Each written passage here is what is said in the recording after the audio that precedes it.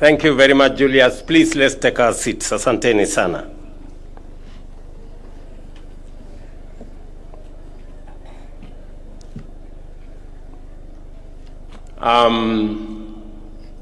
Ndugu viongozi mulio hapa, Chancellor wetu, Vice Chancellor, lecturers, the student fraternity, wazazi, pamoja na wageni wetu wote, including our very valued sponsors.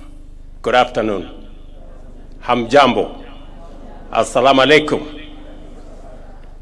It gives me great pleasure to join you today for the official commissioning of Phase 2 development of Umma University.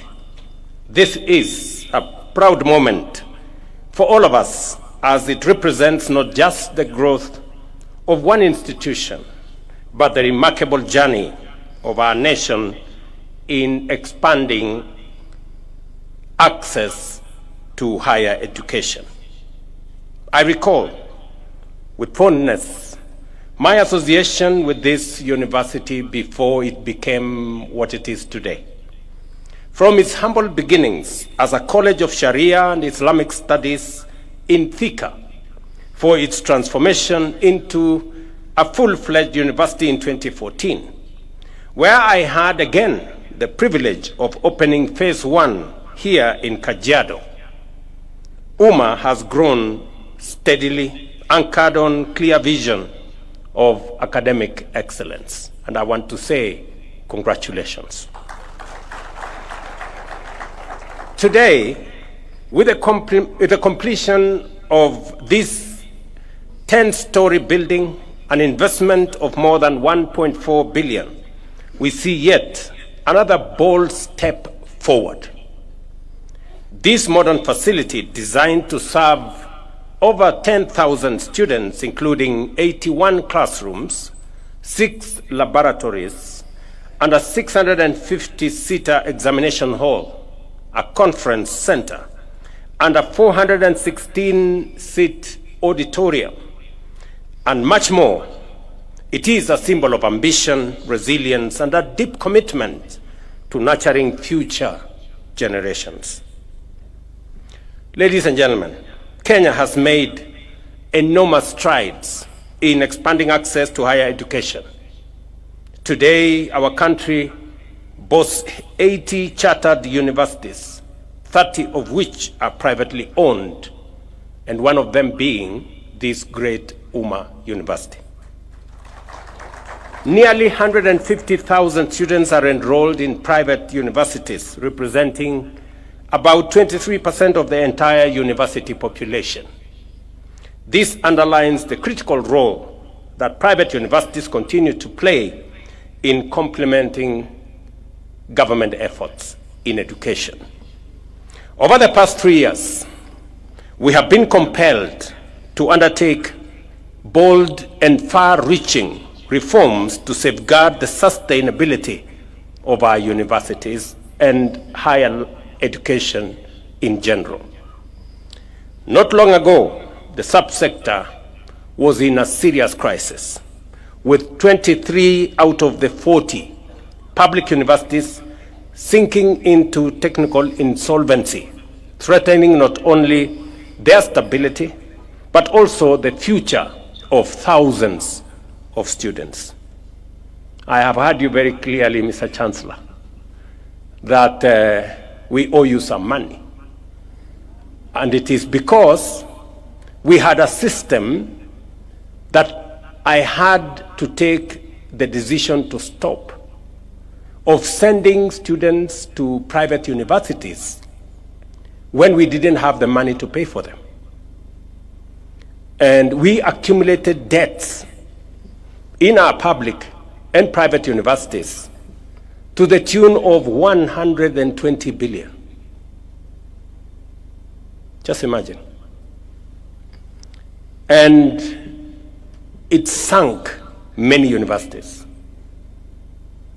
A university in this county, no, in actually Machakos County, was actually closed. Scott Theological College University, sponsored by my church, the church I go to. We had to step in to go and salvage it from closure. Closed for a year. And many other universities suffered. Public universities, as I have told you, 23 of them were technically insolvent.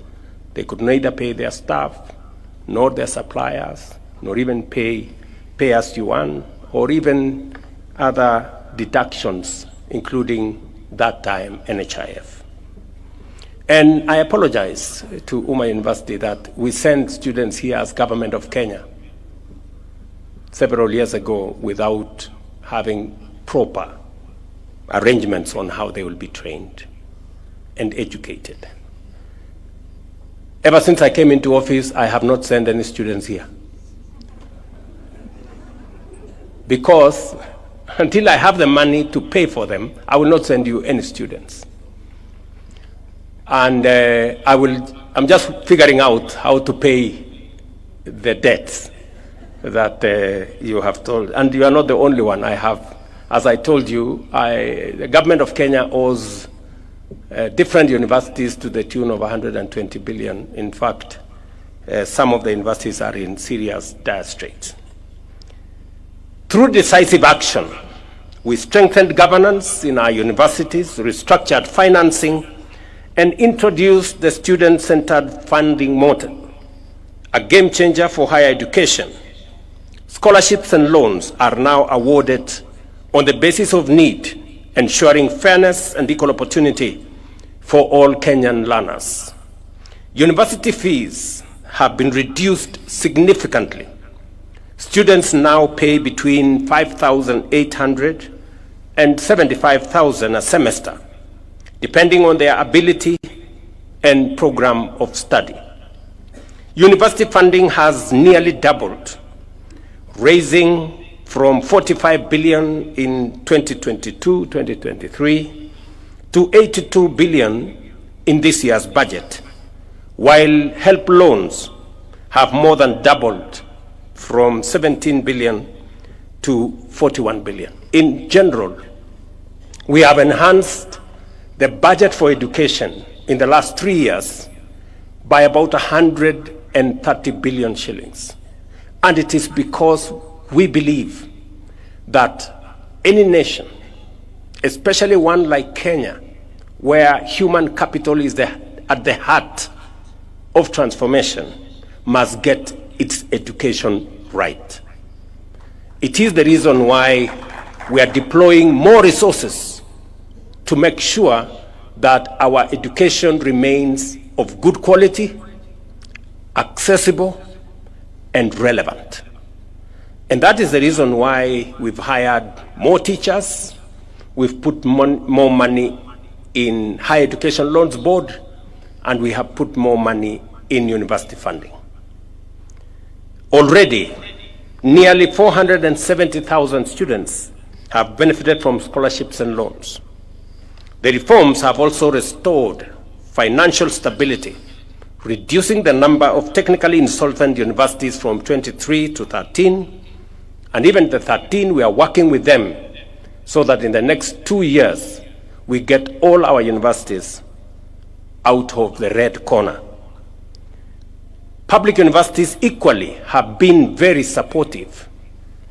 They have raised 11 billion shillings through diversified revenue streams and saved 1 billion shillings through cost-cutting measures.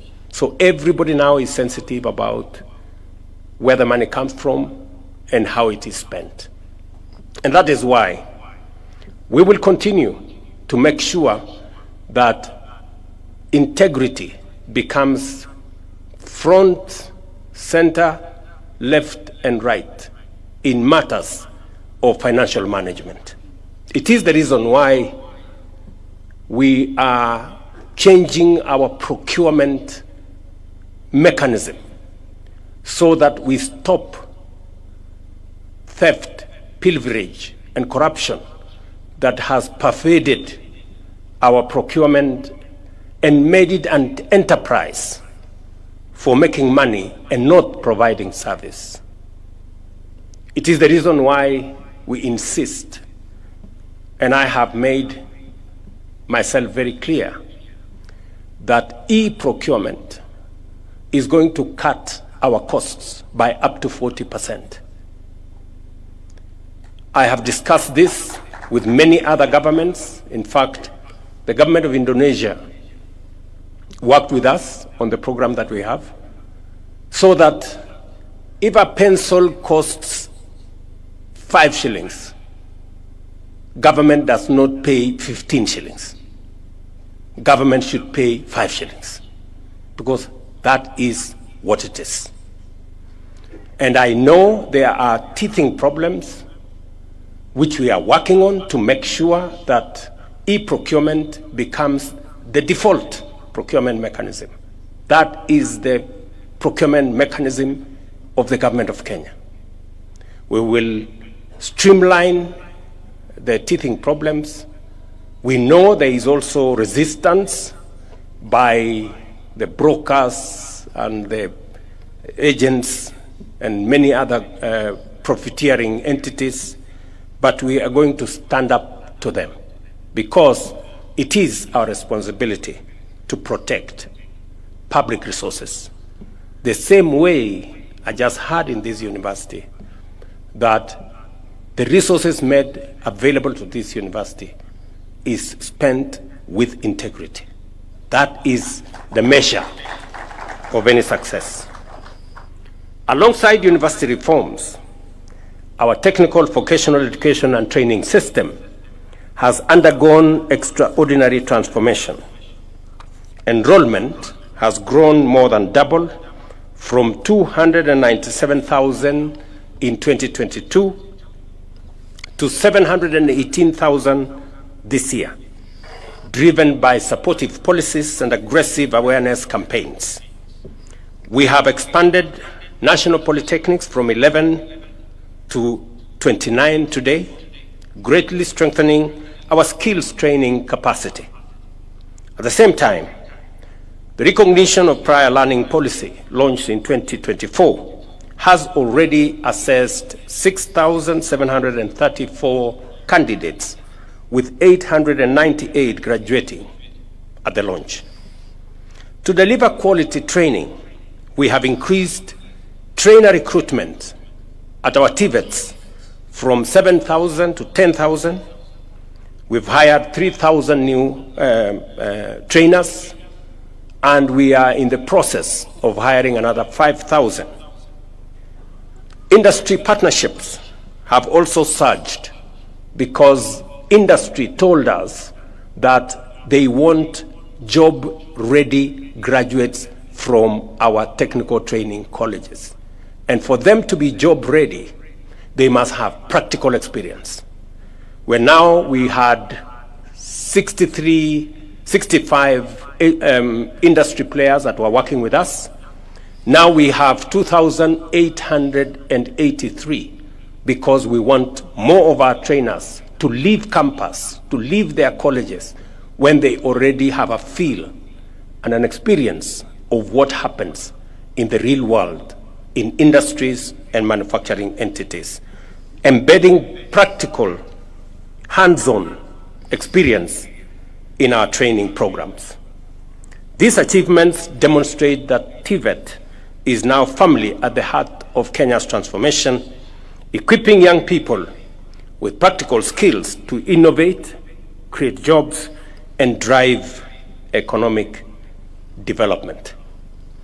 Ladies and gentlemen, the process we celebrate nationally, the progress we celebrate nationally, finds full expression here at Umma University.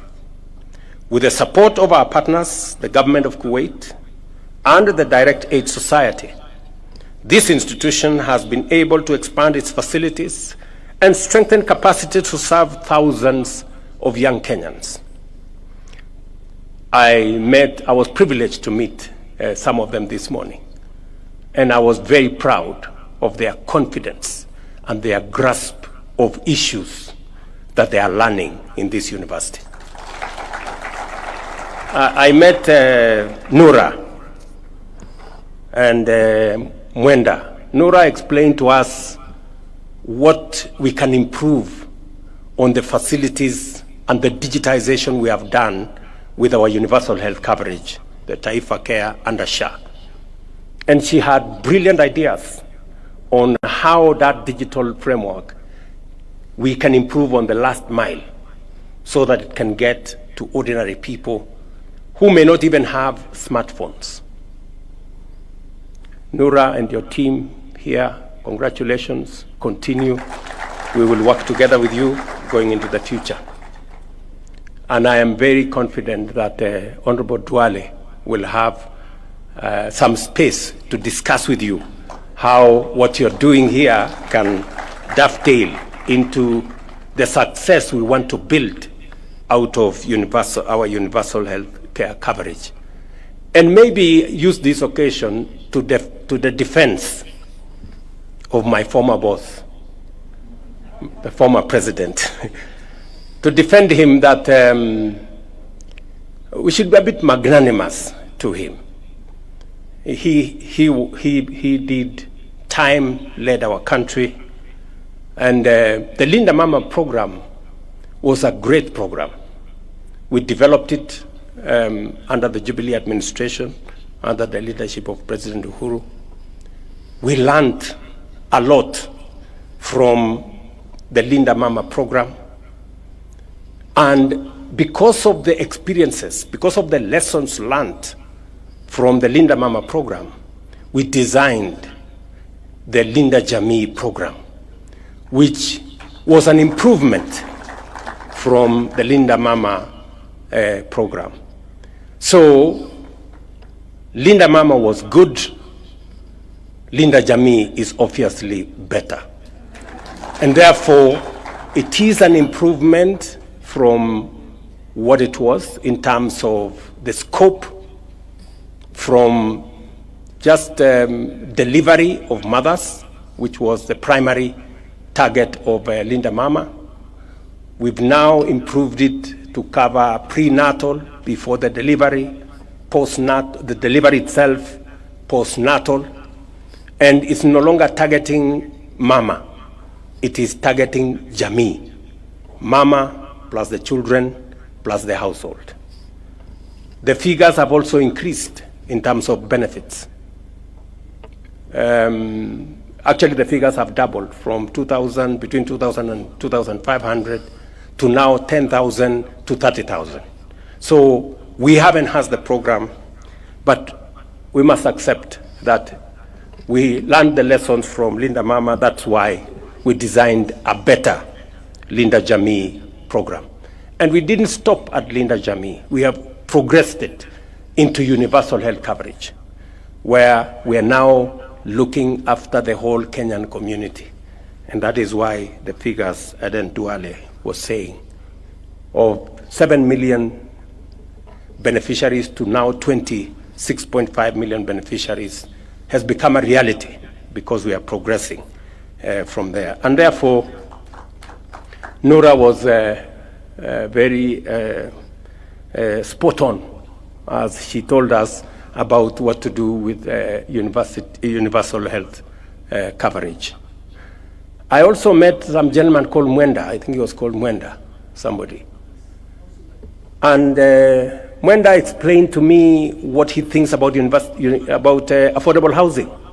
Again, another flagship program that I believe in, because we've danced for too long around mediocrity. And it is time to elevate our standing as a nation.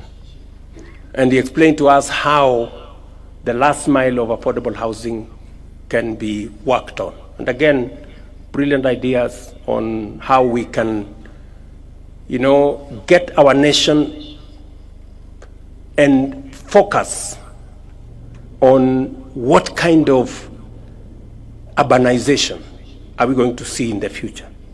Because urbanization is an imperative. In fact, globally, it is now documented that by 2050,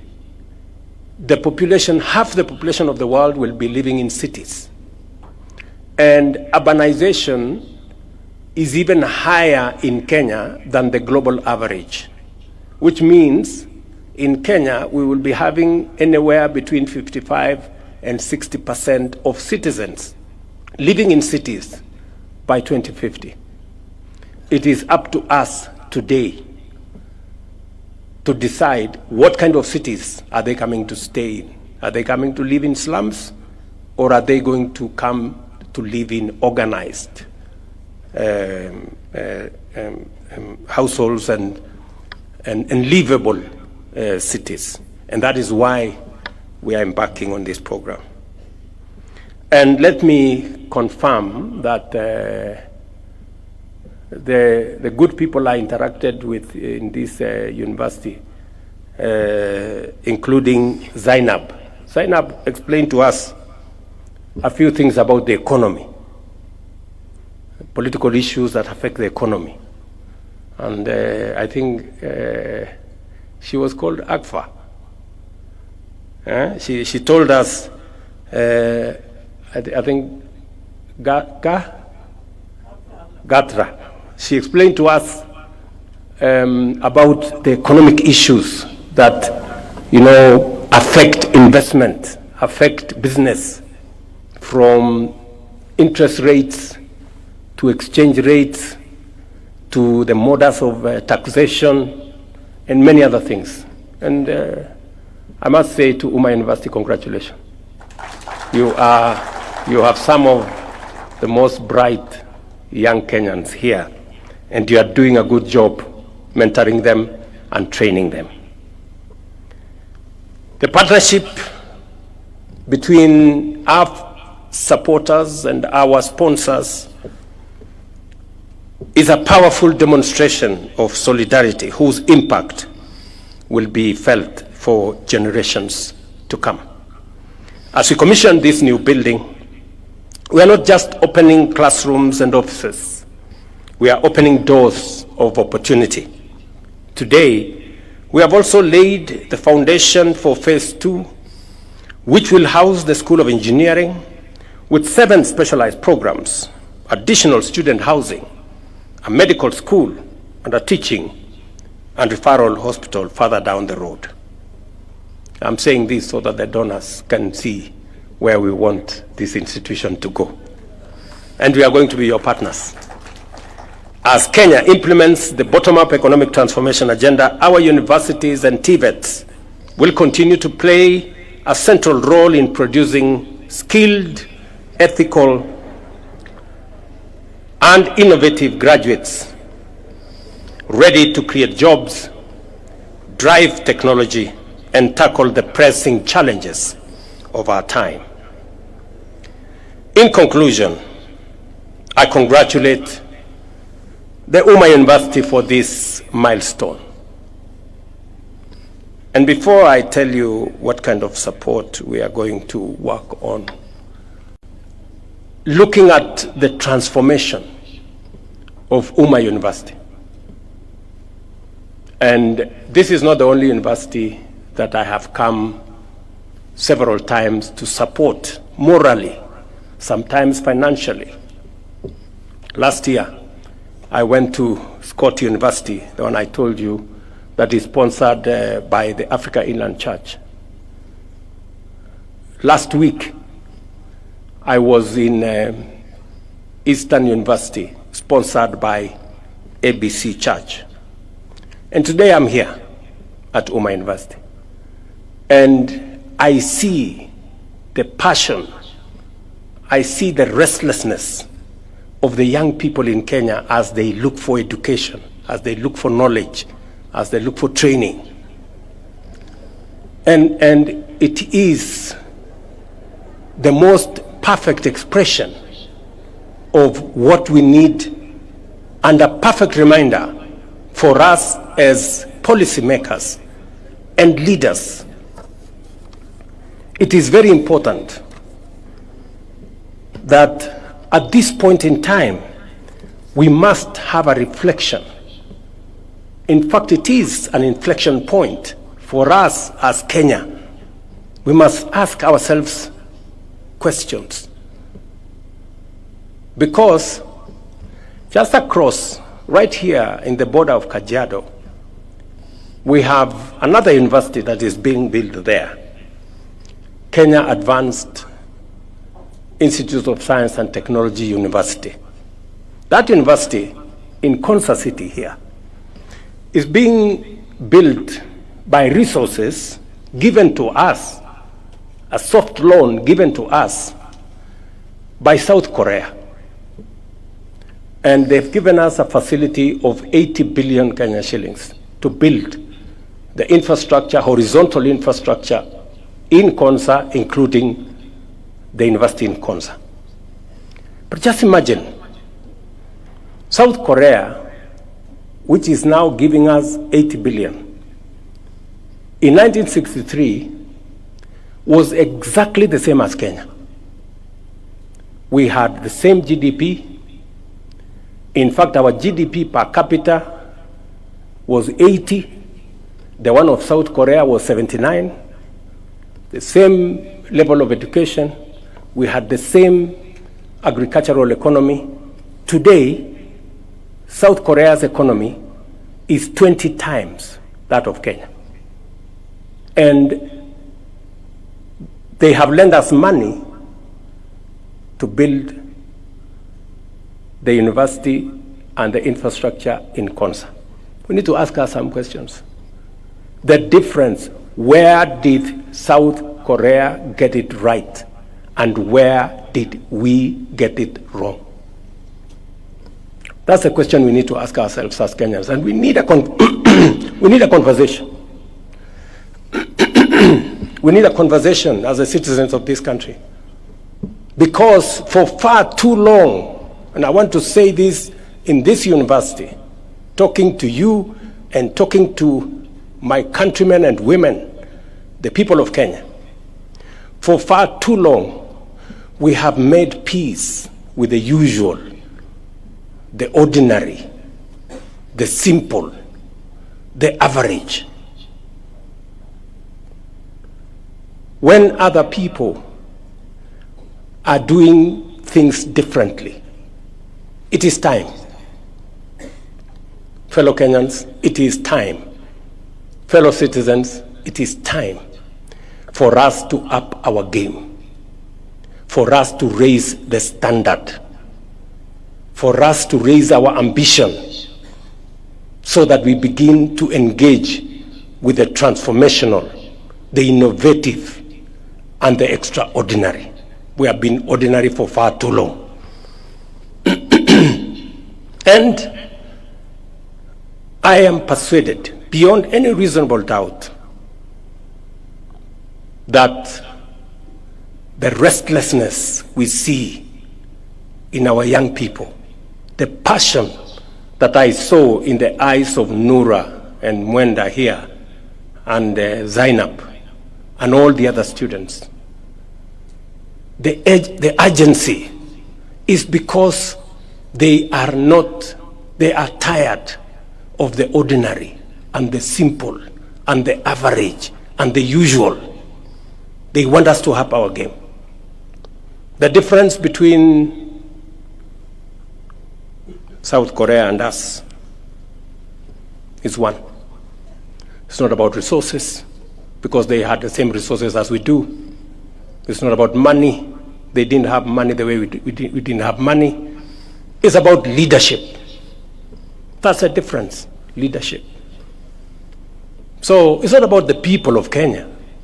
It's about us, the leaders, the people who have the opportunity to make decisions for the people of Kenya. What decisions are we making? That is what is important. Many of us want to make peace with little decisions, ordinary, average decisions, politically correct, and things like those. And that is why we cannot account for why others are where they are and we are where we are. So we must continue to push the limits. We've made good progress with our transformation of agriculture. with our transformation in education, with our transformation in health. We've made good progress with our affordable housing and markets and hostels, but that's just the foundation. We need to up our game. That is my belief. And we have what it takes. We have what it takes. This nation has what it takes. We have the human capital. We have the knowledge and ideas and passion. And that is why I have been leading from the front. Against all odds,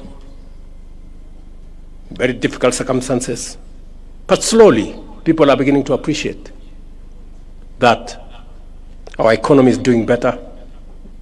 Inflation has come down. Our exchange rate has come down.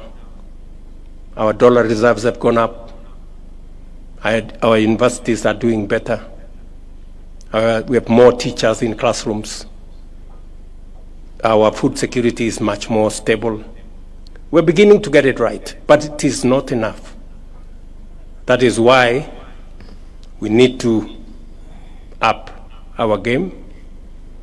We need to be more creative and innovative. We need to do more on transformation so that we can do things in a different way and achieve the extraordinary. As government, we remain steadfast in supporting institutions of higher learning to ensure every young Kenyan has the chance to achieve their full potential. And I wish you well as the student fraternity and the entire Umma University as you pursue not the ordinary, not the simple, not the usual, not the average, as you pursue excellence. Thank you very much, and God bless you.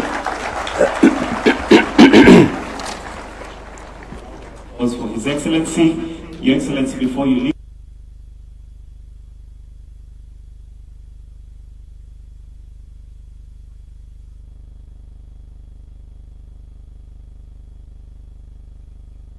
I'll seek your indulgence, Your Excellency, just for 2 photographs. So if we can have the Umma University Council to kindly be coming to the front.